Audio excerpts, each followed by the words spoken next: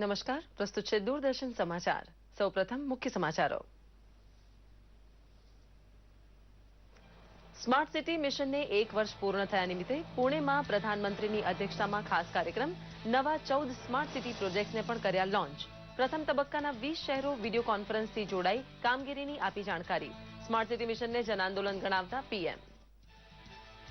Smart city મિશનમાં અમદાવાદનો સમાવેશ ગુજરાત માટે ગૌરવરૂપ. 1 વર્ષમાં પૂર્ણ થયેલા કાર્યોનું લોકાર્પણ, જ્યારે શરૂ થનાર પ્રોજેક્ટ્સનો કાર્યારંભ કરાવતા મુખ્યમંત્રી આનંદીબેન પટેલ. સુરતમાં શરૂ કરાયું સ્માર્ટ સિટી સેન્ટર.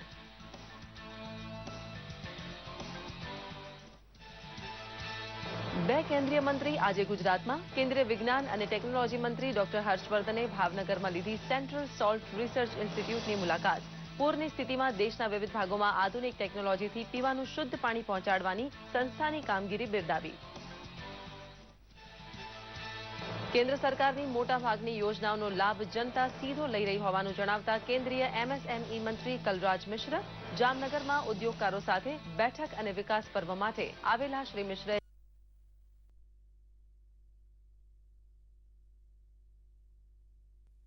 સુરતમાં પરિવાર પ્રાદેશિક ઉડ્ડયન સેવાનો આરંભ. સુરતથી ભાવનગર વચ્ચેની વેન્ચુરા એર કનેક્ટ ફ્લાઇટને ડુમસ એરપોર્ટથી પ્રસ્થાન કરાવતા નાગરિક ઉડ્ડયન મંત્રી સૌરભભાઈ પટેલ. ટૂંક સમયમાં સુરતથી રાજકોટ, કંડલા, અમદાવાદ હવાઈ સેવા શરૂ થશે. સૌરાષ્ટ્રમાં સાર્વત્રિક વરસાદ થતા ઠંડકનો માહોલ. ધરતીપુત્રોમાં ખુશી. અમરેલી, ગીર સોમનાથ, પોરબંદર, ભાવનગર અને જૂનાગઢમાં 1.5 થી 3 ઇંચ વરસાદ. છેલ્લા 24 કલાકમાં 18 જિલ્લાના 49 તાલુકાઓમાં નોંધપાત્ર વરસાદ.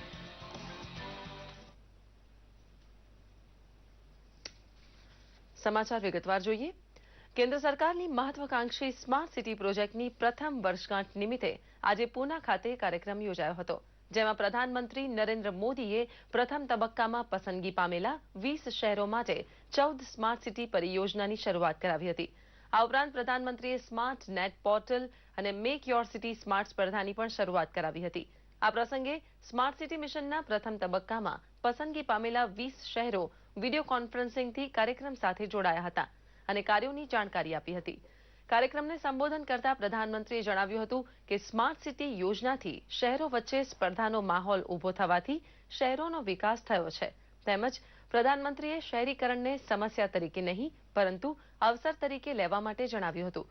કાર્યક્રમમાં શહેરી વિકાસ મંત્રી વેંકૈયા નાયડુ, મહારાષ્ટ્રના રાજ્યપાલ સી વિદ્યાસાગર રાવ અને મુખ્યમંત્રી દેવેન્દ્ર ફડણવીસ સહિતના મહાનુભાવો ઉપસ્થિત રહ્યા હતા.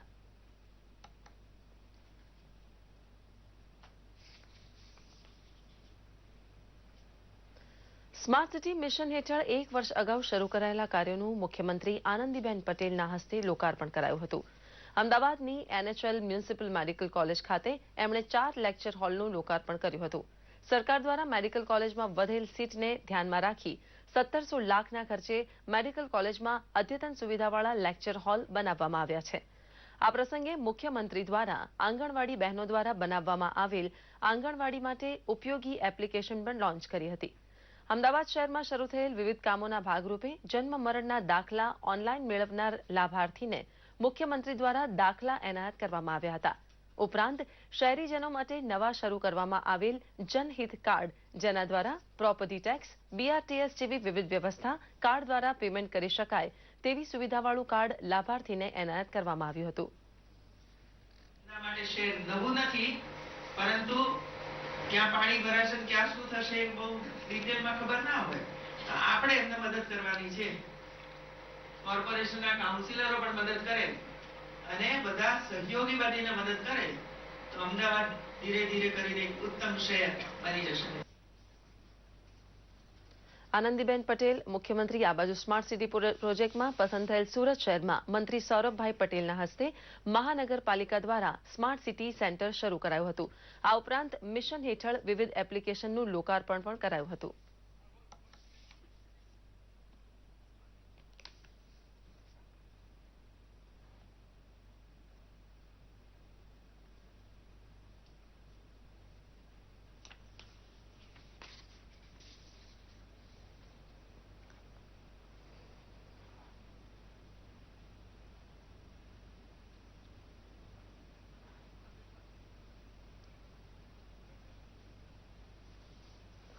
કેન્દ્ર સરકાર દ્વારા 2 વર્ષ પૂર્ણ થવાના ઉપલક્ષ્યમાં ભાજપ દ્વારા સમગ્ર દેશમાં વિકાસ પર્વનું આયોજન કરવામાં આવ્યું છે.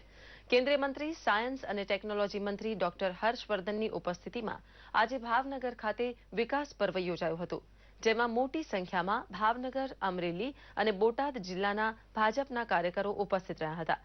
કેન્દ્રીય મંત્રીએ ભાવનગર સ્થિત ખ્યાતનામ સેન્ટ્રલ સોલ્ટ રિસર્ચ ઇન્સ્ટિટ્યૂટની મુલાકાત લીધી હતી, જ્યાં તેમણે સોલ્ટની વિવિધ લેબોરેટરી અને પ્લાન્ટની મુલાકાત લઈ સંસ્થાની કામગીરી અને સંશોધનો વિશે માહિતી આપી હતી. કેન્દ્રીય મંત્રીએ સંસ્થા દ્વારા ટેકનોલોજીની મદદથી પૂર સમયે પીવાનું પાણી શુદ્ધ પૂરું પાડવાની કામગીરીની સરાહના કરી હતી.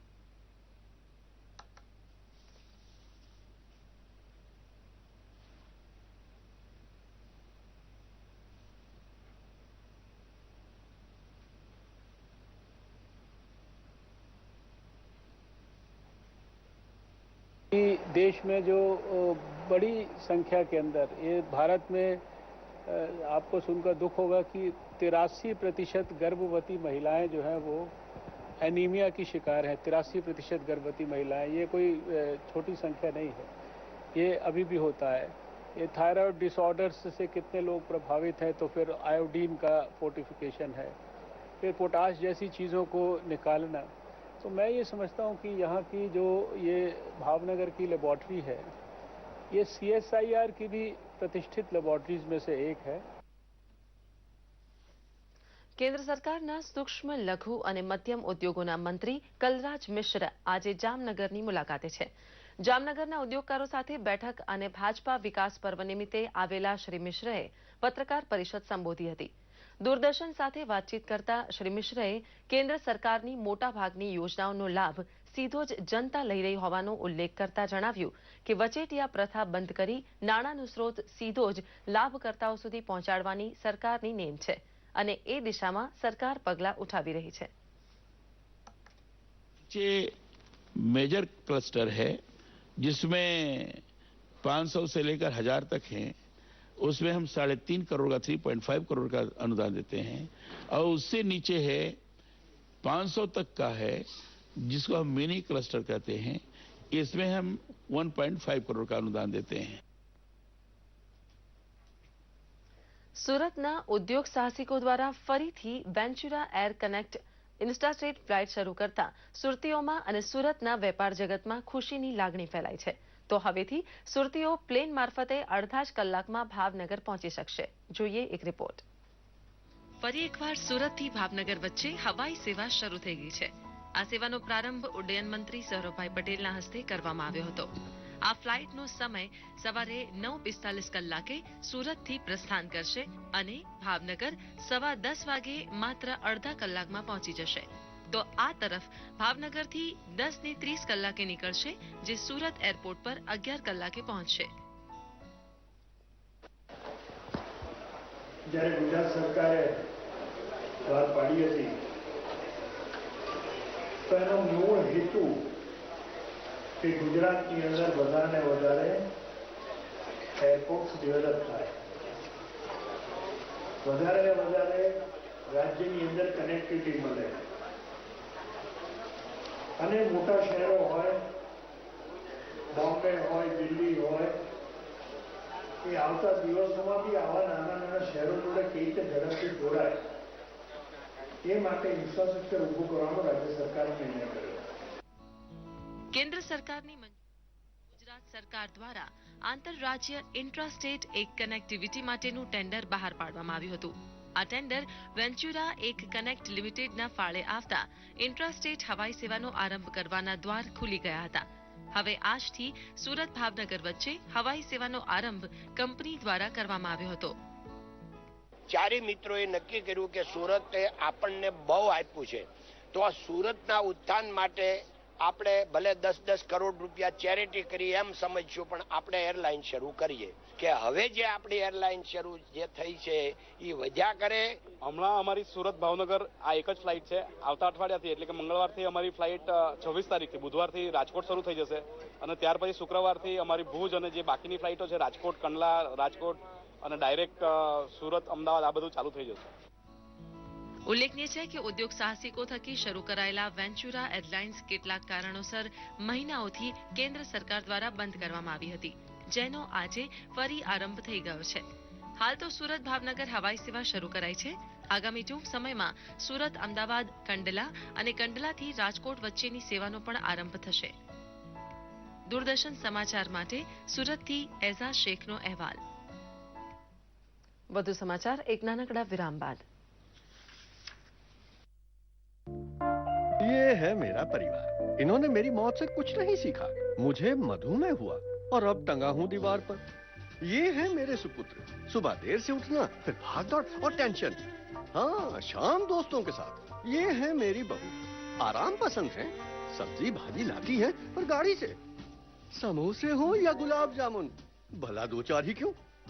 एक मंजिल जाना है तो भी लिफ्ट से. ये है हमारे कुलदीपक गोलू. क्रिकेट फुटबॉल देखते हैं, खेलते नहीं. आप लोग समझते क्यों नहीं? मधुमेह से बचें. समय से सोएं, समय से उठें, व्यायाम करें, आसपास का काम पैदल करें, लिफ्ट की जगह सीढ़ियों का प्रयोग करें, पौष्टिक आहार लें, स्वस्थ जीवन जिएं, अपनी नियमित जांच कराएं, तली हुई चीजें कम खाएं, सिगरेट शराब से दूर रहें. सोच लीजिए, मेरी तरह दीवार पर या अपने परिवार के साथ, फैसला आपका है. દૂરદર્શન સમાચારમાં ફરી એકવાર આપનું સ્વાગત છે. ગુજરાતમાં દક્ષિણ ગુજરાત બાદ આજે સૌરાષ્ટ્રમાં પણ વરસાદનું આગમન થયું છે. સમગ્ર પંથકમાં સાર્વત્રિક વરસાદથી ગરમીના પ્રકોપથી ત્રાહિમામ પોકારી ઉઠેલા લોકોને રાહત મળી છે. તેમજ વરસાદના આગમનથી ધરતીપુત્રોમાં ખુશીની લહેર પ્રસરી ગઈ છે. આજે વહેલી સવારથી સૌરાષ્ટ્ર પંથકના અમરેલી, ગીર સોમનાથ, ભાવનગર, પોરબંદર અને જૂનાગઢ જિલ્લામાં ધોધમાર વરસાદ પડી રહ્યો છે. અમરેલીના સાવરકુંડલા, ખાંભા અને વીજપડીમાં અંદાજે 2 થી 3 ઇંચ તથા ગીર સોમનાથ જિલ્લાના વેરાવળમાં 1.5 ઇંચ અને ભાવનગર જિલ્લાના મહુવા, જૂનાગઢના કેશોદ, માળિયાહાટી તથા પોરબંદર જિલ્લામાં વરસાદ વરસ્યો હતો. આ ઉપરાંત રાજ્યમાં છેલ્લા 24 કલાકમાં દાહોદ જિલ્લાના સાંજોલી તાલુકામાં સૌથી વધુ 63 મિલીમીટર વરસાદ નોંધાયો હતો. આ ઉપરાંત અરવલ્લી જિલ્લાના માલપુરમાં 22 મિલીમીટર, મોરબીમાં 30 મિલીમીટર તેમજ દક્ષિણ ગુજરાતના ઉમરગામ ખાતે 2 ઇંચ વરસાદ નોંધાયો હતો. છેલ્લા 24 કલાકમાં રાજ્યના 18 જિલ્લાના 49 તાલુકામાં નોંધપાત્ર વરસાદ થયો હતો. રાજ્ય સરકારના તકેદારી આયોગ દ્વારા ગાંધીનગર ખાતે આજે મહેસૂલી કાયદા વિવાદ પ્રક્રિયા વિષયક રાજ્યકક્ષાની દ્વિતીય વાર્ષિક પરિષદ યોજાઈ હતી. મુખ્યમંત્રી આનંદીબહેન પટેલે પરિષદને ખુલ્લી મૂકતા મહેસૂલી અધિકારીઓ અને સરકારી વકીલોને જનહિત તથા વ્યક્તિને કેન્દ્ર સ્થાને રાખી નિર્ણયો લેવા માટે જણાવ્યું હતું. તેમણે વધુમાં કહ્યું કે ગુજરાતે 100 વર્ષમાં પ્રથમવાર જમીનોના રિસર્વેની કામગીરી ઉપાડી છે. રાજ્યની વડી અદાલતના ન્યાયમૂર્તિ આર સુભાષ રેડ્ડીએ ગુજરાત સરકારને આ પરિષદના આયોજન બદલ અભિનંદન પાઠવી ગુજરાતમાં રિસર્વેની ઝુંબેશ હાથ ધરવામાં આવી છે. કોન્ફરન્સમાં મિલકતના માલિકી હકની સ્થિરતા અને ease and doing business road map for Gujarat, મહેસૂલી કાયદાઓ અને તેનો અમલ, મહેસૂલી વહીવટમાં અદ્યતન સુધારા અને અભિગમ જેવા વિષયો પર નિષ્ણાતો દ્વારા માર્ગદર્શન પૂરું પાડવામાં આવ્યું હતું. આપણા જે અધિકારીઓ કામ કરે છે એ બધા જ નિર્ણય કરે કે ત્રીજા હેરની અંદર તમારે જજમેન્ટ આપી દેવું પડે અને એક દિવસે લખાઈને બહાર મૂકી દો કે તમારું આ જજમેન્ટ છે. આ પારદર્શકતા છે. ઇન્કમટેક્સ વિભાગ દ્વારા 1 જૂન 2016 થી લઈને 30 સપ્ટેમ્બર સુધી શરૂ કરાયેલ આવક ઘોષણા યોજનાનો લાભ લેવા ગુજરાતની જનતાને ગુજરાતના મુખ્ય કર આયુક્ત શ્રી બલવિંદર સિંઘે અપીલ કરી છે. પત્રકારોને સંબોધતા એમણે જણાવ્યું હતું કે આ યોજના અંતર્ગત લોકો આઘોષિત આવક તથા બેનામી મિલકતને 45% ટેક્સ ભરીને કાયદેસર કરી શકે છે. સામાન્ય ટેક્સનું આકલન અને આ યોજનાને સંપૂર્ણ અલગ રાખવામાં આવશે અને 30મી સપ્ટેમ્બર 2016 સુધીમાં આ યોજનામાં ભાગ ન લેનારા બેનામી સંપત્તિ અથવા આવક ધરાવતા લોકો પર ઇન્કમટેક્સ વિભાગ કાયદેસરના પગલાં લેશે. छूट जाएंगे तो कई लोगों की बेनामी प्रॉपर्टी ऐसी होती है कि जिसको वो समझते हैं कि तो हमारे हाथ से गई तो वो प्रॉपर्टी वापस उनके हाथ में आ जाएगी, उनके नाम पे होगी अपने. और ये जो संपत्ति आप डिक्लेयर करेंगे इसके ऊपर वेल्थ टैक्स भी नहीं आएगा.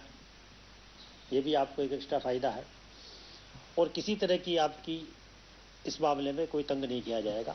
वैल्यूएशन के मामले में भी जो है प्रॉपर्टी का आप करोगे, उस पर भी आपको काफ़ी कुछ फ्री हैंड दिया गया है, काफ़ी कुछ आपको लिबर्टी रहेगी। कोटेड असेट्स की तो जो प्राइस कोटेड है वही आएगी, उसके बारे में तो हम कुछ हेल्प नहीं कर सकते। लेकिन जो अनकोटेड असेट्स हैं उनमें आपके पास काफ़ी गुंजाइश रहेगी जो वैल्यूएशन को दिखाने की। और सामान्यतया जो वैल्यूएशन आप रजिस्टर्ड वैल्यूअर की रिपोर्ट में दिखाएंगे उसको हम चैलेंज सामान्यतया नहीं करेंगे। આ સાથે જ આ બુલેટિન અહીં સમાપ્ત કરીએ છીએ। નમસ્કાર।